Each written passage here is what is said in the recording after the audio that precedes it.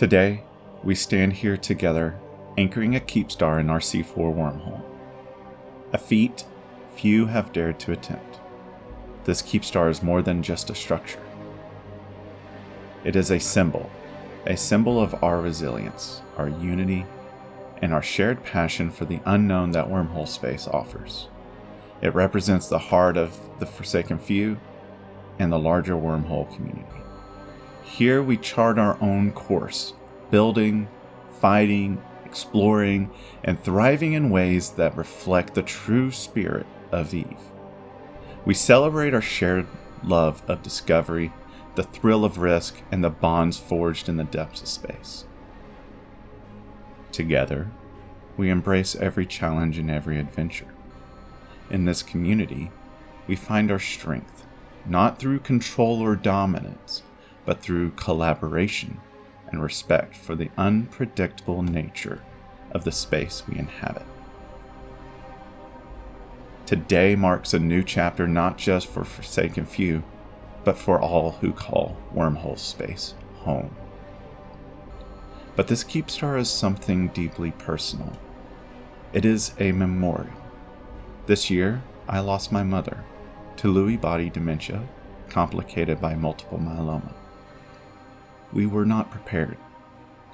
We only learned after she was gone why she passed so suddenly, from being okay one moment to gone within a week. It's been a difficult journey. I wanted to capture her memory in the one place where permanence feels elusive. So I chose to build this Keepstar here, in her honor, in the one place Keepstars rarely appear, a C4 pulsar wormhole. We began this project in May 2024, continuing through the storms of the Great Wormhole War. And today, standing here, this dream has become real. But as we built, something else happened. This Keepstar is no longer just for my mother. Along the way, others have lost someone dear. A parent, a friend, a loved one, a friend who never logs in again. And so, this Keepstar has become more. It is a memorial to remember the stars in our lives, the ones who have fallen. It stands for all of them.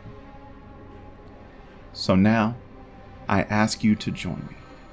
Raise your glass, light your sign up, in honor of those fallen stars, and to the commissioning of the Fallen Stars Memorial Cantina. 07, and farewell, dear loved ones. May your memory live on among the stars. Hear, hear. Hear, hear.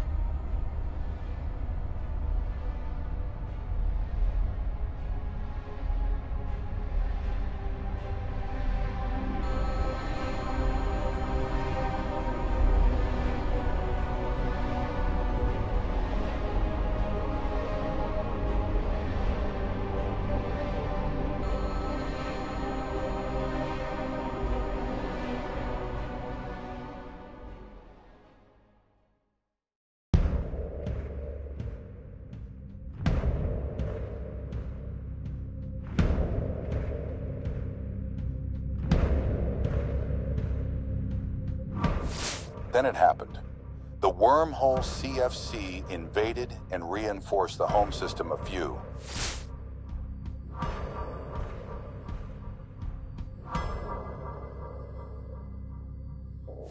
With the clever use of deposit mechanics on Few structures, the attackers have stored what they need in order to come in, take control of the system, and set up shop. They begin using this structure to build everything they need to finish the job, which mostly involves 24/7 production of hundreds of battleships readying for the fight ahead.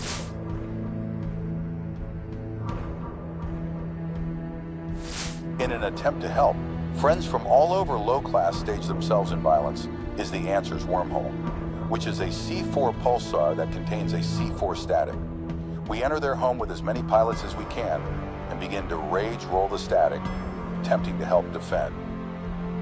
Rage rolling a C4 static is a bit trickier than rolling a high-class static. With high-class wormholes, you only need a minute to throw your capital ship of choice into the static, close it, and then scan the new one. In low-class wormholes, you can't use capitals. We instead utilize 4 battleship-class Macarials to close the wormhole. The Macarial is the fastest battleship that is able to move through the wormhole to close it. Doing this, you can get a new wormhole every few minutes if done correctly.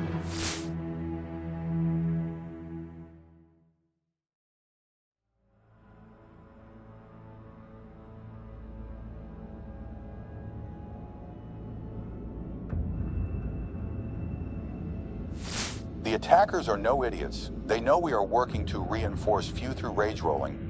They make their way into our staging system and begin to harass us while we do our operation, slowing us down and reducing the number of wormholes we roll an hour. This greatly reduces the chance of getting the correct system.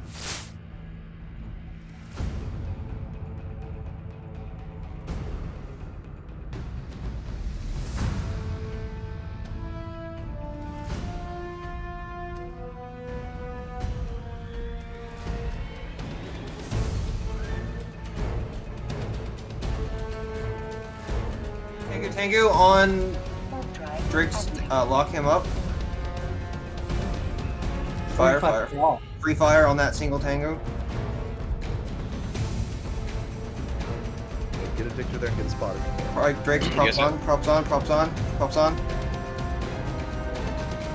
That make that work, you Yeah, almost did. Scram on him. Kill him. You guys have battleships, maybe a good time to start putting a little bit of mass on that hole. Eat into him if you got him. Push the warp in. He's dead. He's dead. Don't worry. We got him. Get Good to job. the water. Good job. Is that a completely new character? No, that's the one that jumped in the last one. Okay. Props off, re-anchor. Blink kill. Well done. Pod.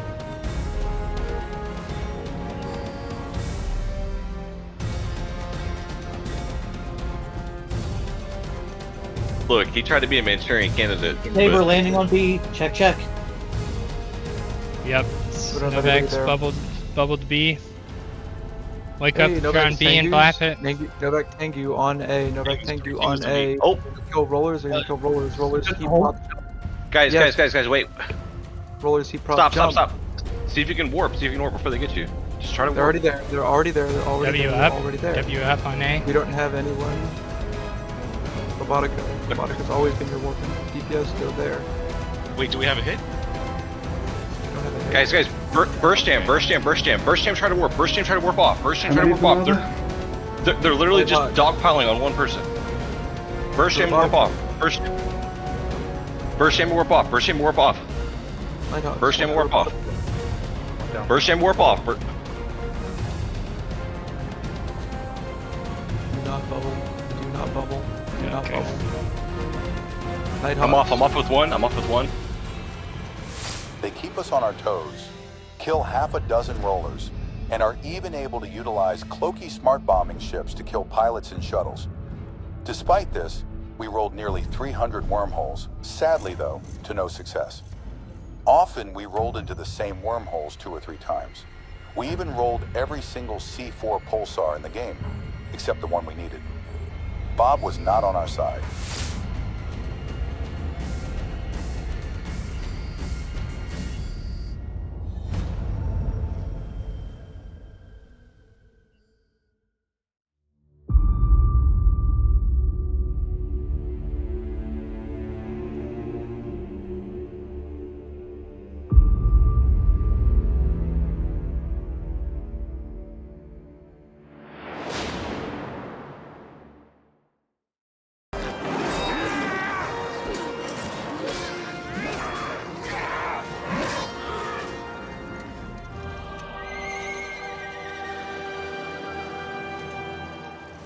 And Jed.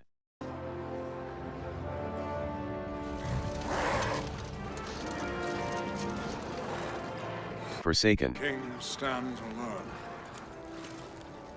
Not alone. Anti-coalition coalition.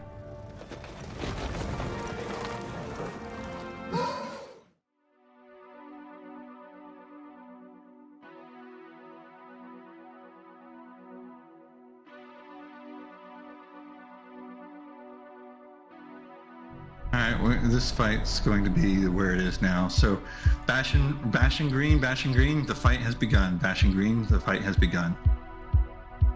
Zone 1, shoot DPS. Zone 2, shoot Logi. Zone 1, DPS. Zone 2, Logi. Zone 1, DPS. Zone 2, Logi.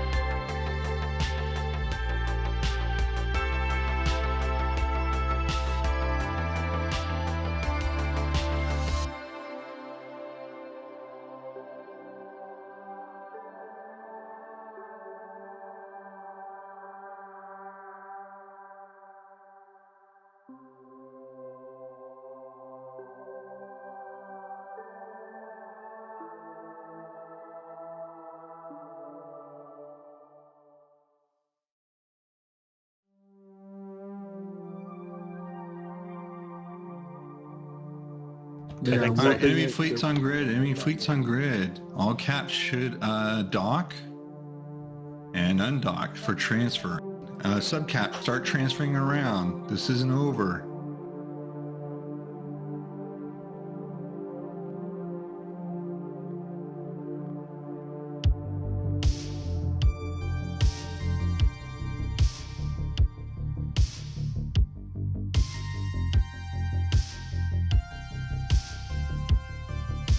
We don't have to do anything complicated, right? Just keep firing? Nope. Just keep firing, assholes. Siege green guys, just keep firing, assholes.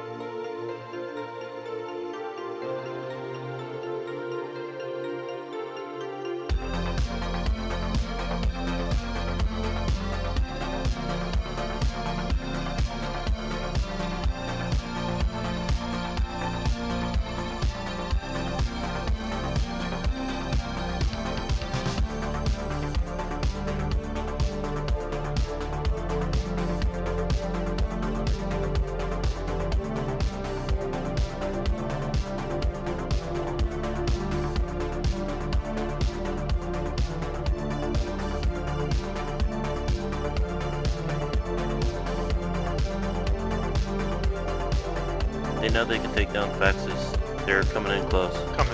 Fax going down. Yeah, they're going right next to it. Like,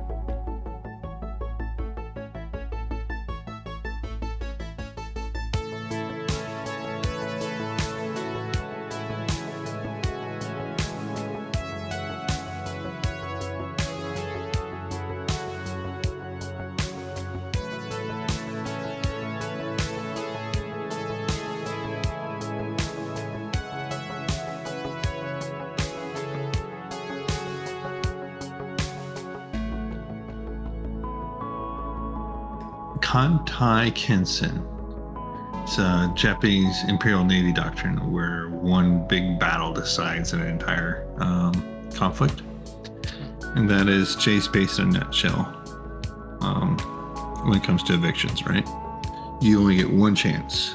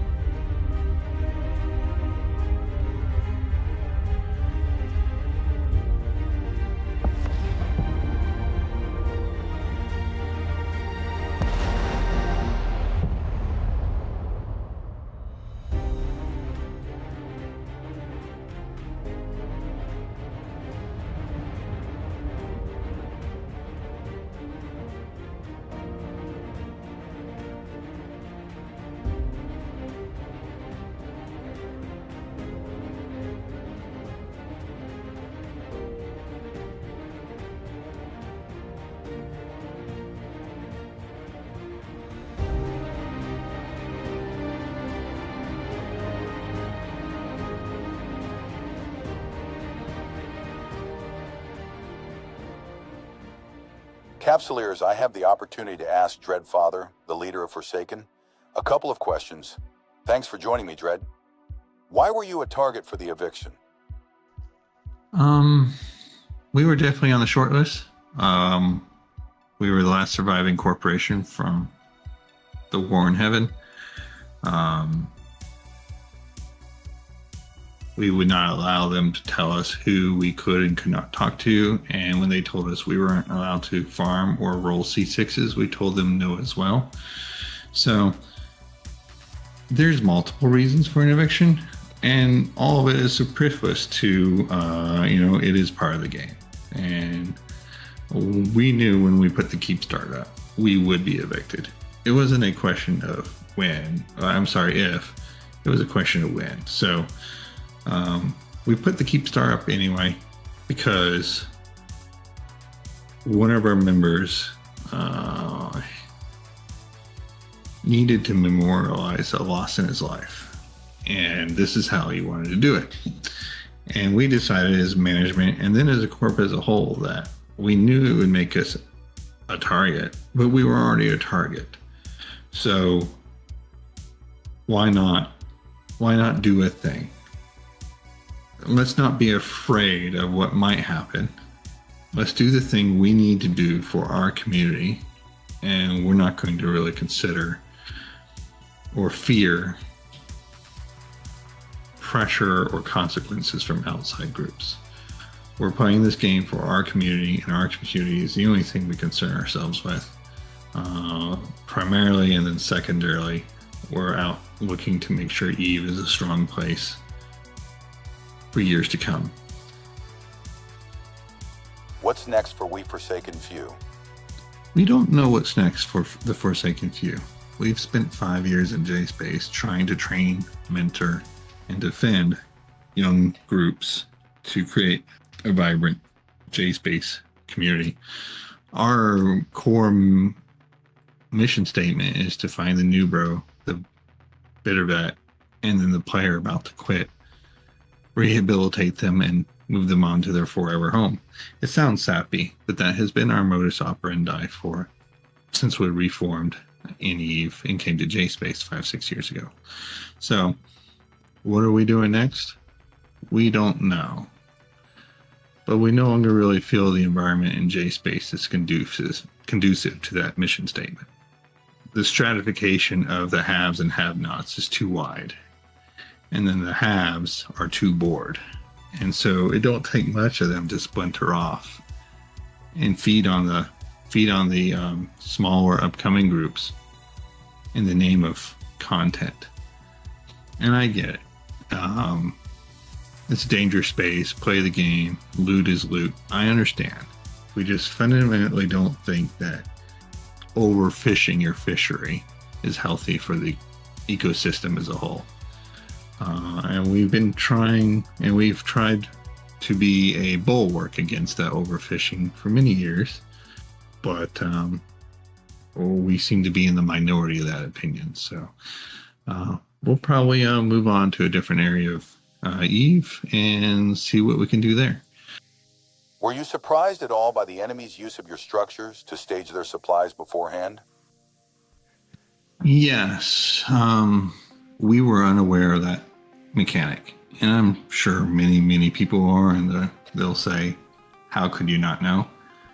But we were unaware of that mechanic. Part of the reason why we moonlocked the entirety of the system at extreme cost on the fuel bill was the attackers would have to store all their resupplies, their mass, all their reinforcements in characters, in DSTs, and orcas.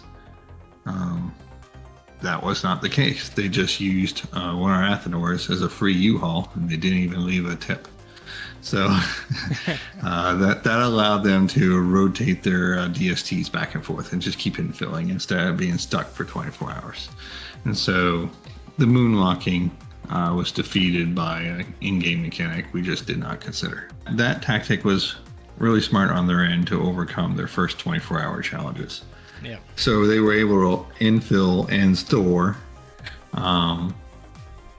mass for whatever purposes they chose to use that mass for, and until they get the structures online. Without that mechanic, the structures would have come online after 24 hours, and then they have to start infilling mass for whatever they want to use that mass for. So it sped them up by a solid 24 hours.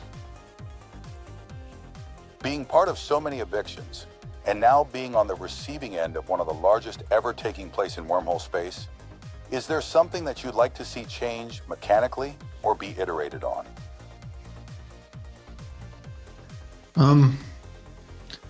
Since wormhole evictions follow the Kantai-Kensen doctrine, where it's just one big battle to resolve the entire conflict, I do not feel that one fight is worthy of the years of preparation the defender will make, or the months and months of planning the attacker will make. The most valuable resource in a system in JSpace is your character's head, or your character itself. If that character is destroyed and ends up in Jita or whatnot, then it is no longer available in the wormhole for the final fight. So since the attacker advantage is so strong, they have the timing, they come in at off time zones usually for the defenders. They're coming in with numerical superiority, as any good attacker should, and they will control the holes and all entrance and exits to the hole until the defender takes that control away. The defender's primary resource is material and depth, but the defender cannot use that resource because the most valuable resource is the head or the character, and the attackers almost always control access to characters in the system. So the only real advantage the defenders have is completely negated by the attacker's advantage. My idea to change this dynamic is in-system, in-solar system Wi-Fi. As long as you have a cloning VAT bay in-system, either in your Citadel on a Rorcal or a Citadel you build and install in system, any head that dies in the solar system will respawn in the same solar system. This is not to say you can clone your death clone from Jita and get into JSpace. The lore of how cloning works is it's controlled by the gate networks and the empire-wide Wi-Fi system, and the reason why it doesn't work in JSpace is because we're too far away. However, upwell structures and all the smart scientists in your structures still know how cloning works. So if in solar system Wi-Fi was available, now the defenders have many more plays to make. They can take chances, they can take risks, they can have multiple engagements and use their material and depth advantage. They can try to kill that hauler that just seems to be sitting there and forgot that he's AFK or something, because the loss of a head is so catastrophic. None of these options are available. So I would hope to see a mechanic change where the defenders have an opportunity to make more diverse, more risky plays than simply just wait for the one big battle that decides everything. I've had that position for years, as no bearing on our particular eviction, but I would like to see evictions to be far more dynamic than they currently are. Thanks, I appreciate the time you've taken to answer a few questions. Capsuleers, if you have any questions, be sure to drop a comment below.